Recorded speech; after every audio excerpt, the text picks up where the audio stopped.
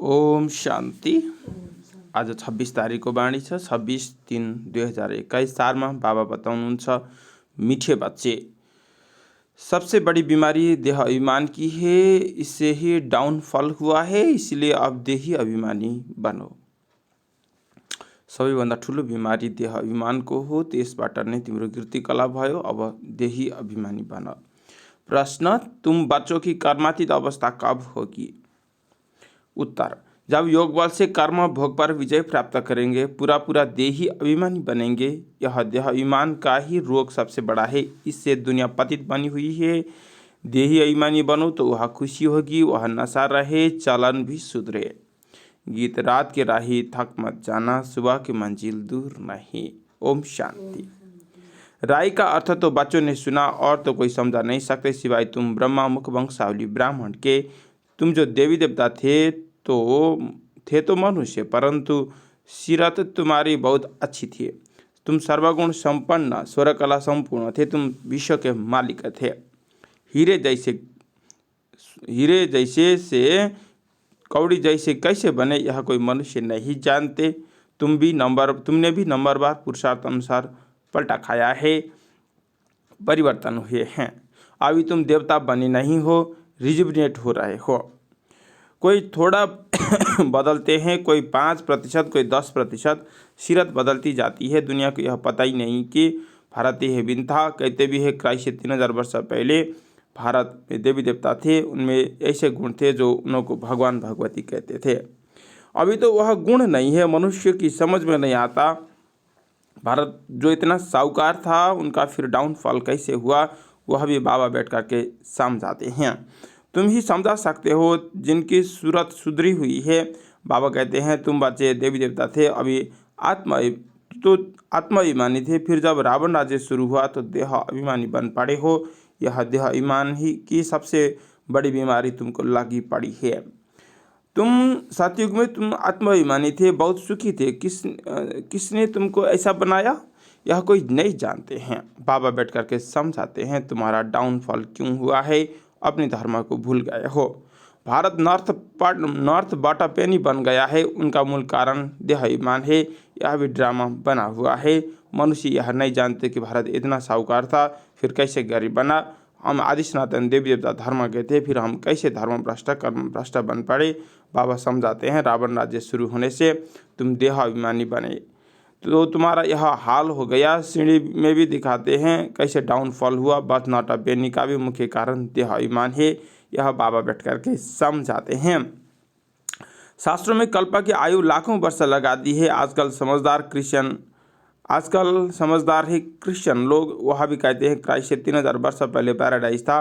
भारतवासी यह नहीं समझते कि प्राचीन भारत ही था जिसको स्वर्ग हेवन कहा जाता है। आजकल तो भारत की फुल हिस्ट्री ज्योग्राफी को कोई जानते नहीं।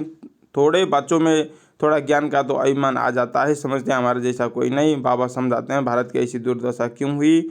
बापू गांधी भी कहते थे, पतित पावन आओ आकर के राम राज्य स्थापन करो। आत्मा को जरूर कभी बाबा से सुख मिला है तो पतित पावन को याद करते हैं। बाबा समझाते हैं, हमारे बच्चे जो शूद्र से बदल ब्राह्मण बनते हैं, वह भी पूरा देही अभिमानी बने नहीं है। घड़ी घड़ी देह अभिमान में आ जाते हैं। यह है सबसे पुराना रोग जिससे तुम्हारा यह हाल हुआ है। देही अभिमानी बनने में बड़ी मेहनत है। जितना देही अभिमानी बनेंगे उतना बाप को याद करेंगे, फिर वह अथाह खुशी होनी चाहिए। गायब भी जाता है। पर्वत पर ब्रह्म में रहने वाले परमेश्वर की वह मिल गया, उसे 21 जन्म का वर्षा मिलता है। बाकी क्या चाहिए। तुम सिर्फ देही अभिमानी बनो, महामेकम याद करो, भल गृहस्थ व्यवहार में रहो। सारी दुनिया देह अभिमान में है। भारत जो इतना ऊंचा था उसका डाउनफॉल हुआ है। हिस्ट्री ज्योग्राफी क्या है यह कोई बता नहीं सकते हैं। यह बातें कोई शास्त्र में लिखा हुआ नहीं है। देवताएं आत्म अभिमानी थे, जानते थे यह एक देह अभिमान छोड़ दूसरी लेनी है। परमात्मा अभिमानी नहीं थे। तुम जितना बाप को याद करेंगे, देही अभिमानी बनेंगे, उतना मीठा बनेंगे। देह अभिमान में आने से ही लड़ना झगड़ना बंदर बना आ जाता है। यह बाबा समझाते हैं, यह बाबा भी समझ रहे हैं। बच्चे देह अभिमान में आकर शिव बाबा को भूल जाते हैं। अच्छे अच्छे बच्चे देह अभिमान में रहते हैं, देह अभिमानी बनते ही नहीं है। तुम को भी यह भारत की हिस्ट्री ज्योग्राफी समझा सकते हो। बराबर सूर्यवंशी चंद्रवंशी राजधानी थी। ड्रामा का किसको पता नहीं है। भारत जो इतना गिरा, डाउनफॉल की जड़ है देह ईमान। बच्चों में भी देह ईमान आ जाता है। यह नहीं समझते कि हमको डायरेक्शन कौन देते हैं। हमेशा समझो शिव बाबा कहते हैं। शिव बाबा को याद न करने से देह ईमान आ जाता है। सारी दुनिया देह ईमानी बन पड़ी है। तो तब तो बाबा कहते हैं बच्चे माम एकम याद करो, अपनी को आत्मा समझो। आत्मा इस देह द्वारा सुनती है, पाठ बजाती है। बाबा कितना अच्छी रीति बच्चों को समझाते हैं। फल भाषण तो बहुत अच्छा कर लेते हैं, परंतु चलन भी अच्छी चाहिए ना। देह ईमान होने के कारण फेल हो जाते हैं। वह खुशी और नशा नहीं रहता है। फिर बड़े विकर्मा भी ये उनसे होते हैं, जिसके कारण बड़े दंड के भागी बन पड़ते हैं। देह ईमानी बनने से बहुत नुकसान पाते हैं, बहुत सजा खानी पड़ती है। बाबा कहते हैं यह गॉडली वर्ल्ड गवर्नमेंट है। मुझ गॉड की गवर्नमेंट का राइट हैंड है धर्मराज। तुम अच्छे कर्म करते हो तो उसका अच्छा फल मिलता है, बुरे कर्म करते हो तो उसकी सजा खानी पड़ती है। सब गर्भजल में भी सजाएं खाते हैं, उस पर भी एक कहानी है। यह सब बातें इस समय की है। महिमा एक बाप की है, दूसरे कोई की महिमा नहीं है। इसलिए लिखा जाता है त्रिमूर्ति शिव जयंती बर्थ डायमंड, बाकी सब है बर्थ कौड़ी। सिवाय शिव बाबा के कोई पावन बना ना सके। पावन बनते हैं फिर रावण पतित बनाता है, जिसके कारण सब देह अभिमानी बन पड़े हैं। अब तुम देही अभिमानी बनते हो। यह देही अभिमानी अवस्था 21 जन्म चलती है। तो बलिहारी एक की गाई जाती है। भारत को स्वर्ग बनाने वाला शिव बाबा है। यह किसको पता नहीं है कि शिव बाबा कब आया। उसकी हिस्ट्री ज्योग्राफी तो पहले चाहिए ना। शिव कहा जाता है परम पिता परमात्मा को। तुम बच्चे जानते हो देह अभिमान के कारण डाउनफॉल होता है। ऐसा हो तब तो बाबा आए राइज करने। राइज और फॉल दिन और रात। ज्ञान सूर्य प्रगटा, अज्ञान अंधेर बिना। सबसे जास्ती अज्ञान है देह अभिमान। आत्मा का तो किसी को पता ही नहीं है। आत्मा सो परमात्मा कहा देते हैं, तो कितने पाप आत्मा बन गए हैं, इसलिए डाउनफॉल हुआ है। 84 जन्म लिए हैं, सीढ़ी नीचे उतरते आए हैं। यह खेल बना हुआ है और कोई नहीं जानते हैं। भारत विश्व का डाउनफॉल कैसे हुआ वो तो समझते हैं कि साइंस से बहुत तरक्की हुई है। यह नहीं समझते कि दुनिया और ही पतित नर्क बन गई है। देह ईमान बहुत है। बाबा कहते हैं तुम बच्चों को देह ईमानी बनना है। अच्छे महारथी ढेर है, ज्ञान बड़ा अच्छा सुनाते हैं, परंतु देह ईमान पूरा हटा नहीं है। देह ईमान के कारण कोई में क्रोध का अंश, कोई में मोह का कुछ न कुछ है। सीरत सुधरनी चाहिए ना, बहुत मीठा बनना चाहिए। तब मिसाल देते हैं शेर बकरी इकट्ठे जल पीते हैं, वहाँ कोई ऐसे दुख देने वाले जानवर भी नहीं होते हैं। इन बातों को भी मुश्किल कोई समझते हैं, नंबरवार समझने वाले हैं।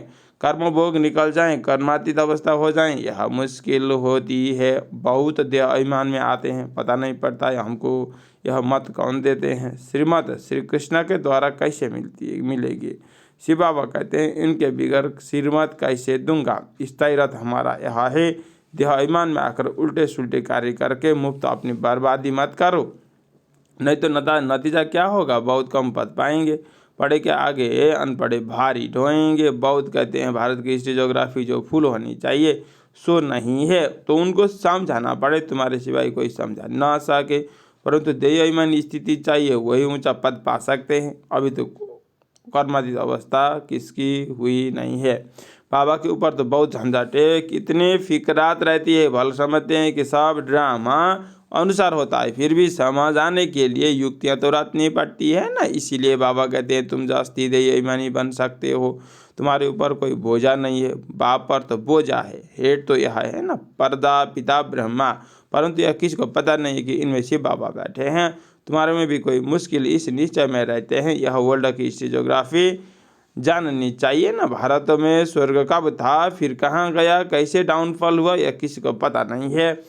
जब तक तुम नहीं समझाओ तब तक कोई समझ ना सके। इसलिए बाबा डायरेक्शन देते हैं, लिखा पढ़ी करो। तो स्कूल में वर्ल्ड की हिस्ट्री ज्योग्राफी बतानी चाहिए, डाउनफॉल पर भाषण करना चाहिए। भारत हीरे जैसा था, वह अब कौड़ी जैसा कैसे बना, कितने बरस लगे, यह समझाते हैं। ऐसे पर से एरोप्लेन द्वारा गिरा सकते हैं। समझाने वाला बड़ा होशियार चाहिए।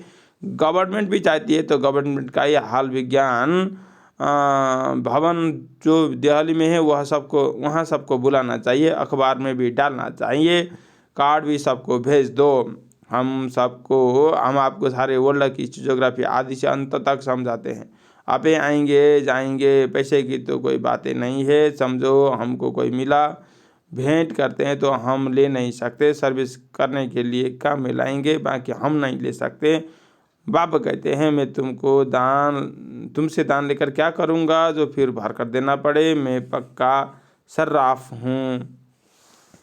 अच्छा, मातेश्वरी जी के अनमोल महावाक्य पहिलो नंबर छ तमोगुणी माया का विस्तार। सतोगुणी, रजोगुणी, तमोगुणी, यह 3 शब्द कहते हैं। इसको यथार्थ समझना जरूरी है। मनुष्य समझते हैं यह तीनों गुण इकट्ठे चलते हैं, परंतु विवेक क्या कहता है, क्या यह तीनों गुण इकट्ठे चले आते हैं? वह तीनों गुणों का पाठ अलग अलग युग में होता है। विवेक तो ऐसा कहता है कि यह तीनों गुण इकट्ठे नहीं चलते हैं। जब सतयुग है तो सतोगुण, द्वापर है तो रजोगुण और कलयुग में तमोगुण है। सब सतो है तो तमो राजो नहीं, जब राजो है तो सतोगुण नहीं। यह मनुष्य तो ऐसे ही समझ कर बैठे हैं कि यह तीनों गुण इकट्ठे चले आते हैं। यह बात कहना सरासर भूल है। वह समझते हैं जब मनुष्य सच बोलते हैं, पाप कर्म नहीं करते हैं तो वह सतोगुणी होते हैं, परंतु विवेक कहता है कि जब हम कहते हैं सतोगुण तो इस सतोगुण का मतलब है संपूर्ण सुख। वह सारी सृष्टि सतोगुणी है। बाकी ऐसे नहीं कहेंगे कि जो सच बोलता है वह सतोगुणी है और जो झूठ बोलता है वह कलयुगी तमोगुणी है। ऐसे ही दुनिया चली आती है। जब हम सतयुग कहते हैं तो इसका मतलब सारी सृष्टि पर सतोगुण सतोप्रधानता चाहिए। हाँ, कोई समय ऐसा सतयुग था जहाँ सारा संसार सतोगुणी था, अब सतयुग नहीं है। अब तो कलयुगी दुनिया गोया सारे सृष्टि पर तमोप्रधानता का राज्य है। इस तमोगुणी समय पर फिर सतोगुण कहाँ से आया? अब है घोर अंधियारा, जिसको ब्रह्मा की रात कहते हैं। ब्रह्मा का दिन है सतयुग और ब्रह्मा की रात है कलयुग, तो हम अब दोनों को मिला नहीं सकते। दूसरा नंबर सा कलयुगी असार संसार से सतयुगी सार वाली दुनिया में ले चलना एक परमात्मा का ही काम है। इस कलयुगी संसार को असार संसार क्यों कहते हैं? क्योंकि इस दुनिया में कोई सार नहीं है, माना कोई भी वस्तु में ताकत नहीं, जो सुख शांति पवित्रता नहीं। जो इस सृष्टि पर कोई समय सुख शांति पवित्रता थी वह अब ताकत नहीं, क्योंकि इस सृष्टि में 5 भूतों की प्रवेशता है। इसलिए इस सृष्टि को भय का सागर हुआ कर्म बंधन का सागर कहा जाता है। इसलिए ये मनुष्य दुखी हो परमात्मा को पुकार रहे हैं, परमात्मा हमको भव सागर से पार करो। इससे सिद्ध है कि जरूर कोई अभय अर्थात निर्भयता का भी संसार है जिसमें चलना चाहते हैं। इसलिए इस संसार को पाप का सागर कहते हैं, जिसे पार कर पुण्यात्माओं की दुनिया में चलना चाहते हैं। तो दुनियाएं 2 है, एक है सतयुग सार वाली दुनिया, दूसरी कलयुग असार की दुनिया। दोनों दुनिया इस सृष्टि पर होती है। अभी परमात्मा वह सार वाली दुनिया स्थापन कर रहे हैं। अच्छा, मीठे मीठे सिखला दे बच्चों प्रति माता पिता बाप दादा का याद प्यार और गुड मॉर्निंग। रूहानी बाप की रूहानी बच्चों को नमस्ते। हम बच्चों को भी बाबा को याद प्यार गुड मॉर्निंग नमस्ते। धारणा नंबर 1, पहलू पॉइंट, देह अभिमान में आकर कोई भी उल्टा सुल्टा कार्य नहीं करना है। देही अभिमानी बनने का पूरा पुरुषार्थ करना है। अपनी चलन सुधारते रहना है। 2, बहुत मीठा शीतल बनना है। अंदर में क्रोध मोह का जो भूत है उसे निकालना है। वरदान, समय के श्रेष्ठ खजाने को सफल कर सदा और सर्व सफलता मूर्त भव। जो बच्चे समय के खजाने को स्वयं के व सर्व के कल्याण प्रति लगाते हैं, उनके सर्व खजाने स्वतः जमा हो जाते हैं। समय के महत्व को जानकर उसे सफल करने वाले संकल्प का खजाना, खुशी का खजाना, शक्तियों का खजाना, ज्ञान का खजाना, श्वास का खजाना, यह सब खजाने स्वतः जमा कर लेते हैं। सिर्फ अलबेलेपन को छोड़ समय के खजाने को सफल करो तो सदा और सर्व सफलता मूर्त बन जाएंगे। स्लोगन सा, एकाग्रता द्वारा सागर के तले में जाकर अनुभव के हीरे मोती प्राप्त करना ही अनुभवी मूर्त बनना है। एकाग्रता द्वारा सागर के ताले में जाकर अनुभव के हीरे मोती प्राप्त करना ही अनुभवी मूर्त बनना है। ओम शांति।